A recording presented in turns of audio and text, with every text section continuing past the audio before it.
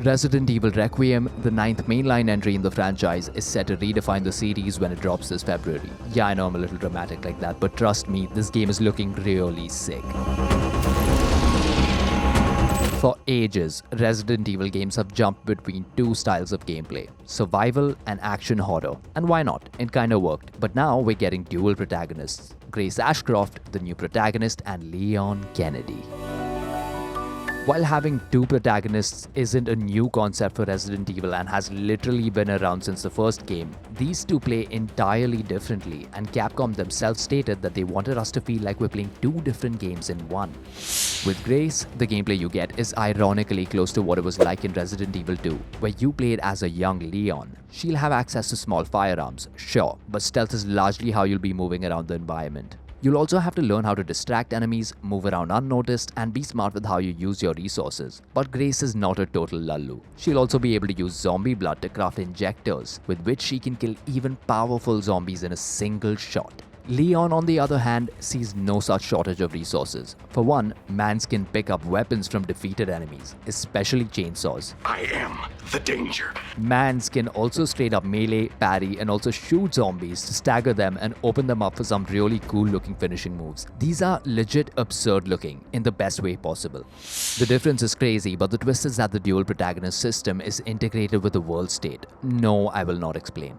Hey, kidding. If you clear out a level as Leon, it stays cleared if you revisit as Grace, and likewise. You can't freely switch between them though, thankfully. How it actually works is similar to what we had in Resident Evil Revelations, where you have different gameplay sections alternating between the two. Expect it to be an even 50-50 screen time between the two, which I honestly wouldn't have any other way. Regardless, the game's potentially got the most gameplay variety we've ever seen in a Resident Evil game. You can also switch between third and first person perspectives, which is always neat.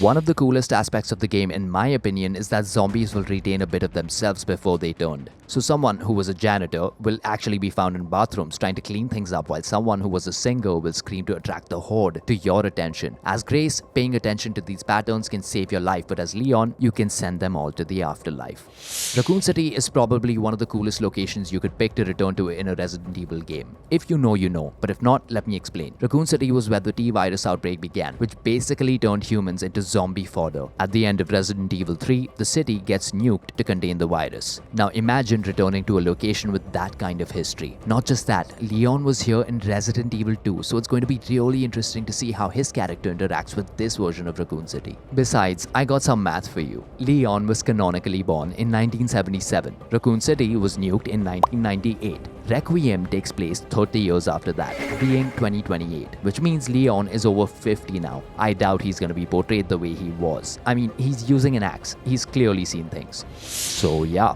Resident Evil Requiem is where the plot thickens, the combat blooms, and I give up on being a wordsmith. Did you know that Grace's revolver is called Requiem? Oh, you did? Okay, fine. Like the video, subscribe to the channel, and ring that notification bell, and one of these days, I'll tell you something you didn't already know. Bye.